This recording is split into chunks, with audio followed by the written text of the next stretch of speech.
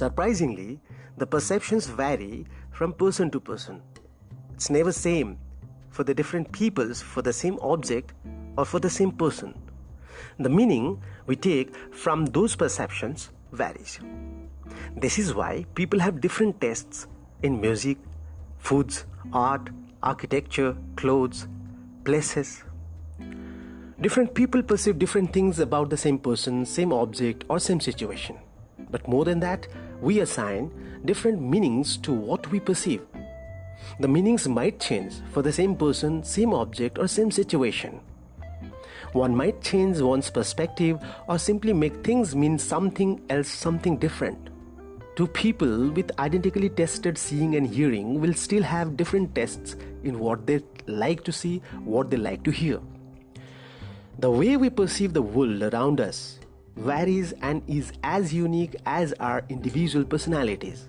Even though we might look at the same picture, what we interpret will vary depending on a number of factors, including what we expect to see.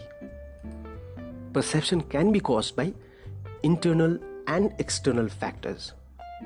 Internal factors are the things inside your body, inside your mind, and the external factors are the factors that are present in the environment in which you live. All perceptions involve signals in the form of data or information that are taken through the help of 5 sensory organs in the nervous system, which in turn result from the physical or chemical stimulation of the sense organs in interaction with the external world. It's not the passive receipt of the signals, but is shaped by learning, memory, expectation, and attention. So now we can generalize the idea of perception now. We are discussing perception. Perception is the organization, identification, and interpretation of the sensory information or the sensory data that we gather, that we collect through the help of 5 sense organs in order to represent and understand the environment in which we live. There are 3 stages of perception process: selection, organization, and interpretation. Selection of data, information. After selection of data, the data is organized by the nervous system and the data is interpreted by our logical thinking. The process of perception is synonymous to the process of computer system. There is an input, processing, and output of data. Input of information or data through 5 sensory organs happens first. This stage is called cognition. Cognition precedes the knowledge formation stage. The data is processed in mind with the help of neural systems at the processing stage. Then there is the output of behavior or attitude. This is how individuals form perception regarding some object, some person, or some event or incidents. Joseph Fritz defines perception as the perception includes all those processes by which an individual receives information about his environment, seeing, hearing, feeling, tasting, and smelling. B.V.H. Gilmer defines perception as the perception is the process of becoming aware of situations, of adding meaningful associations to sensations.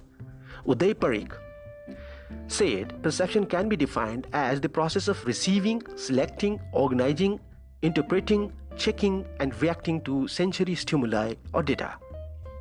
Stephen P. Robbins defines perception as the perception can be defined as the process by which individuals organize and interpret their sensory impressions in order to give meaning to their environments. Now, how to harness the perception, or how perception is harnessed? Perception is harnessed through 5 sense organs, as we discussed earlier too. So 5 aspects of perception process are important: vision, smell, hearing, touch, and taste. Vision. People heavily rely on visual elements to communicate their meanings through color, size, and styling. Smell. Smells can stir emotions, create calming feels, invoke memories, or relieve stress. Hearing. Many aspects of sound, at least the ones we can hear, affect people's feelings and behaviors. Touch. Sensations that reach the skin, whether from a luxurious message or the bite of a winter wind, can stimulate or relax us and even influence cells' interactions. Taste. Our taste receptors contribute to our experience of many products, and changes in our culture also may determine the taste we find desirable. How the perception is influenced. What are the stages? What are the aspects of, influences in perception?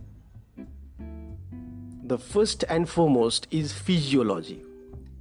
Then comes age. Then comes expectations. Then the culture, the value system.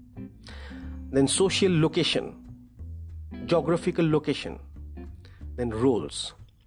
Physiology, age, expectations, culture, social location, and roles influence the perception formation. Through the perceptual process, we gain information about the properties and elements of the environment that are critical to our survival. That's why perception helps even in survival. Perception not only creates our experience of the world around us, it allows us to act within our environment. Perception is very important in understanding human behavior because every person perceives the world and approaches life problems differently. Whatever we see or feel is not necessarily the same as it really is. When we buy something, it's not because it's the best, but because we take it to be the best. If people behave on the basis of their perception, we can predict their behavior in the changed circumstances by understanding their present perception of the environment. One person may be viewing the facts in one way which may be different from the facts as seen by another way. With the help of perception, the needs of various people can be determined because people's perception is influenced by their needs. So, factors that affect the perception, what are the internal factors? Attitudes, personality, motives, interests, past experiences, expectations. These are the internal factors that affect the perception formation. Then what are the external factors? Motion, sounds, size, background, proximity, similarity. All these are the factors which are lying in the external world which affect the perception formation.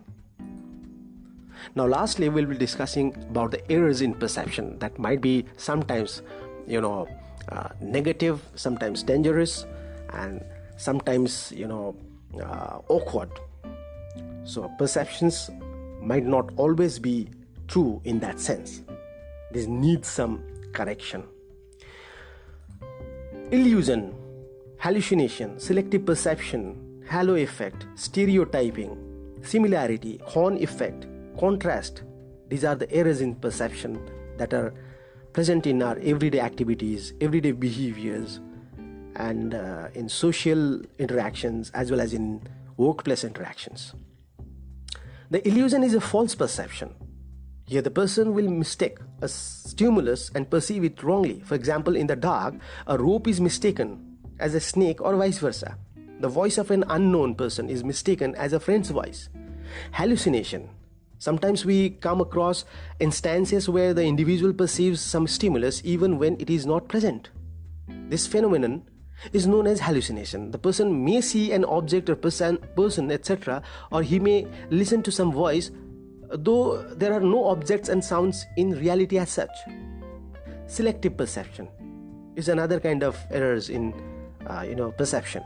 Selective perception means the situation when people selectively interpret what they see on the basis of their interests, their needs, their background, their experiences, and their attitudes. It means any characteristics that make a person or object or event stand out will increase the probability that it will be perceived. Halo effect, mostly found in workplaces. And because of this perception error, lots of organizational politics takes place. Tendency to rate a man uniformly high or low in other traits if he is extraordinarily high or low in one particular trait is halo effect. If a worker has a few absences, his supervisor might give him a high rating in all other areas of work if the supervisor has got a soft corner towards that particular worker. Stereotyping. People usually can fall into at least one general category based on physical or behavioral traits. Then they will be evaluated. When we judge someone on the basis of our perception of the group to which he or she belongs, we are using the shortcut called stereotyping. Similarity. Often people tend to seek out and rate more positively those who are similar to themselves. This tendency to approve of similarity may cause evaluators to give better ratings to employees who exhibit the same interests, work methods, points of view, or standards. Horn effect. When the individual is completely evaluated on the basis of a negative quality or feature perceived, this results in an overall lower rating than an acceptable rate. In other words, horn effect can be taken just oppositely of the halo effect. Contrast. Tendency to rate people relative to other people rather than to the individual performance he or she is doing. Rather, will evaluate an employee by comparing that employee's performance with other employees. This is contrast. So, I think we have been able to discuss a few aspects of perception. Thank you.